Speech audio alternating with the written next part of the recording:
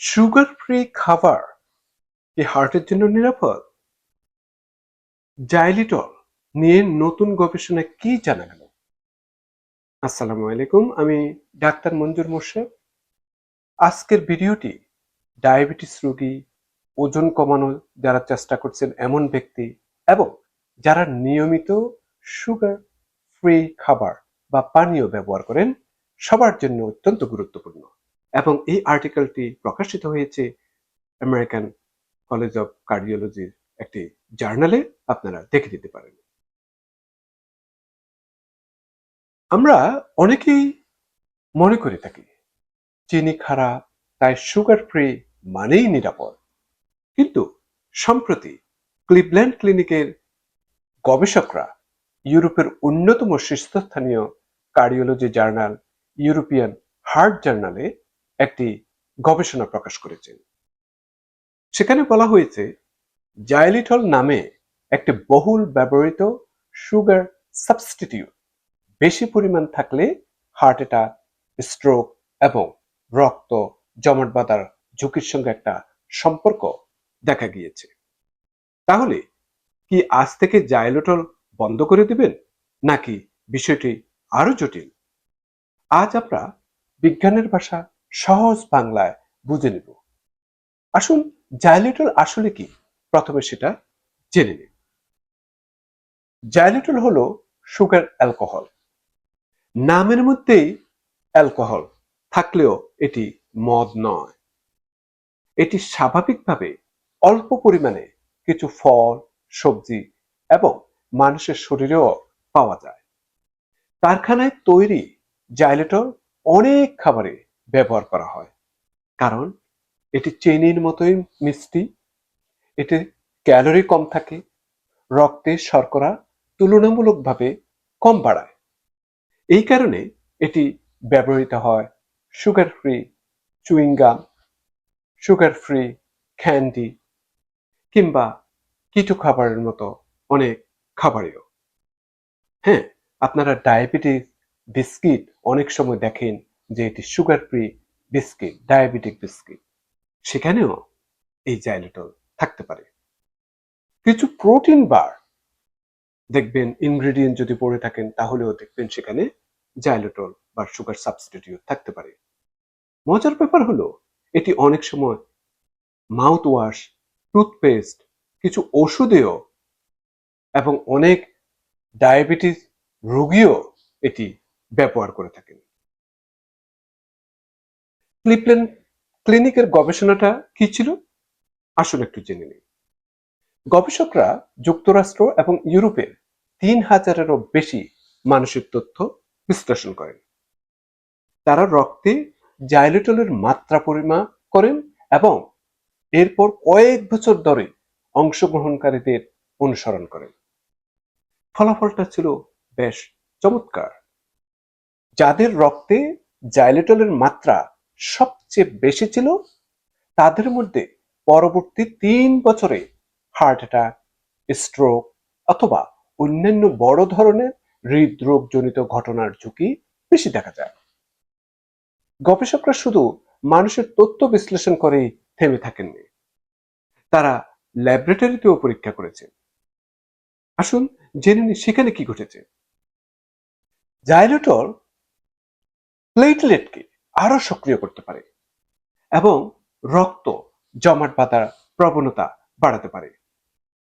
আরেকটি পরীক্ষায় অংশগ্রহণকারীদের জাইলেটল যুক্ত পানীয় পান করানোর পর দেখা যায় অল্প সময়ের মধ্যে প্লেটলেটের জমাট বাঁধার ক্ষমতা বেড়ে যায়।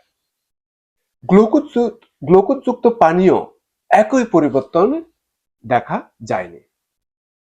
তো এগুলি গবেষকদের একটি সম্ভাব্য ব্যাখ্যা দিয়েছেন, তবে এটি এখনো চূড়ান্ত সিদ্ধান্ত নয়। আমি যে এতক্ষণ বললাম প্লেটলেট, আসুন জেনে নিই একটু প্লেটলেটটা কি, সহজ ভাষায় একটু বোঝানোর চেষ্টা করে থাকি।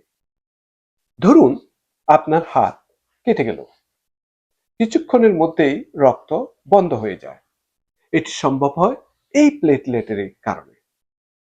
প্লেটলেট হলো রক্তের ছোট ছোট কোষ, যেগুলি ক্ষতস্থানে গিয়ে রক্ত জমাট বাঁধতে সাহায্য করে। এটি আমাদের জন্য অত্যন্ত জরুরি। কিন্তু যদি কোনো কারণ ছাড়াই প্লেটলেট অতিরিক্ত সক্রিয় হয়ে যায়, তাহলে রক্তনালীর ভিতরও জমাট বাঁধতে পারে। ভাবুন তো, রক্তনালীর ভিতর জমাট বাঁধলে সেখানে কি হবে? সেখানে একই রক্ত ঠিকমতো চলাচল করতে পারবে না। যদি সেই জমাট হৃদযন্ত্রের রক্তনালী বন্ধ করে দেয়, তাহলে হতে পারে হার্ট অ্যাটাক।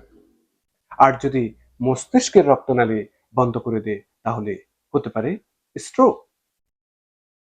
গবেষকদের ধারণা, জাইলেটল হয়তো প্লেটলেটের এই অতিরিক্ত সক্রিয়তার সঙ্গে সম্পর্কিত হতে পারে।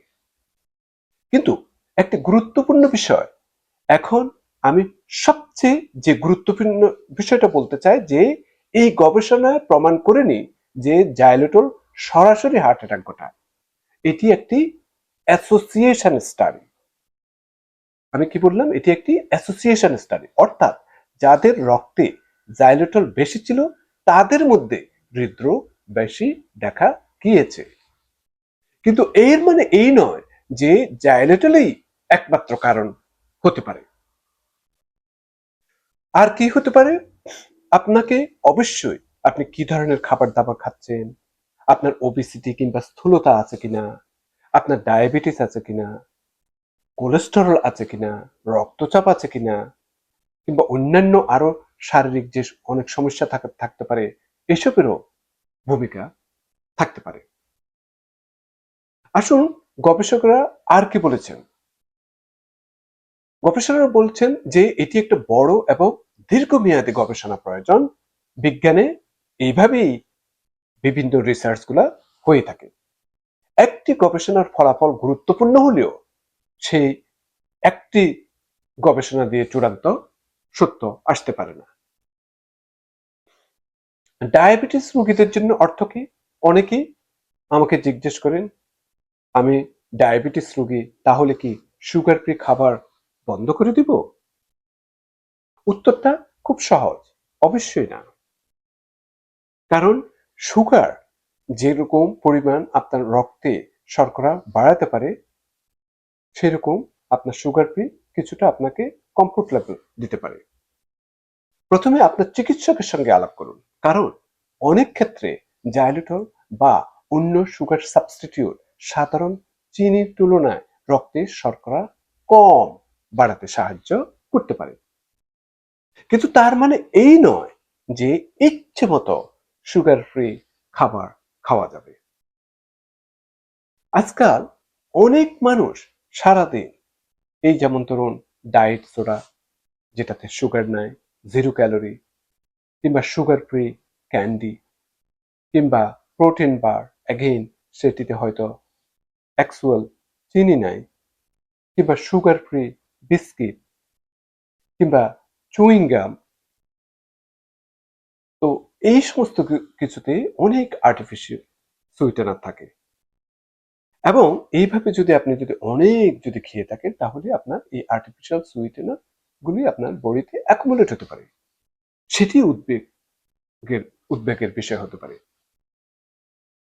মনে রাখবেন, ডায়াবেটিস নিয়ন্ত্রণের মূল ভিত্তি কোনো একটি সুইটেনার নয়, বরং কি হতে পারে, বরং আপনি কিরকম খাবার দাবার খাচ্ছেন, সুষম খাবার দাবার খাচ্ছেন কিনা, আপনি নিয়মিত ব্যায়াম করছেন কিনা, আপনি নিয়মিত ঘুমাচ্ছেন কিনা, আপনার ওজনটা নিয়ন্ত্রণ করছেন কিনা, আপনার স্ট্রেস যতটুকু সম্ভব কিংবা স্ট্রেস মুক্ত রাখতে পারছেন কিনা, আপনি ভালো প্রোটিন খাচ্ছেন কিনা, এবং সর্বশেষে HbA1c রক্তে সেটি নিয়ন্ত্রণে আছে কিনা দেখতে হবে।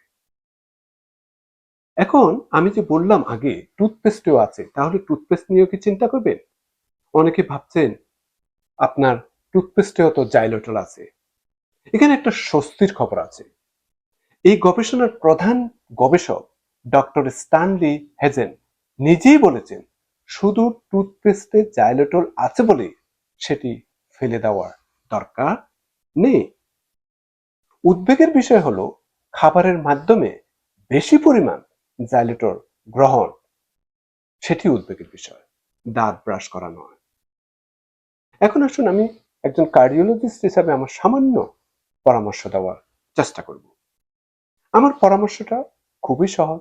প্রত্যেকটা ভিডিওতেই মোটামুটি একই ধরনের কথাবার্তা বলি এবং সেটির দিকে চেষ্টা করবেন যে অতিরিক্ত মিষ্টি খাওয়ার অভ্যাস আপনাকে কমাতে হবে। শুধু সুগার ফ্রি লেখা আছে বলে কোনো খাবারকে স্বাস্থ্যকর মনে করবেন না। খাবারের লেবেলটা একটু পড়ুন। যদি দেখেন যে এমন কোনো ইনগ্রেডিয়েন্ট আছে যেগুলি আপনার জন্য ক্ষতিকর, সেগুলো থেকে আপনাকে দূরে থাকতে হবে। সেগুলি কেমন?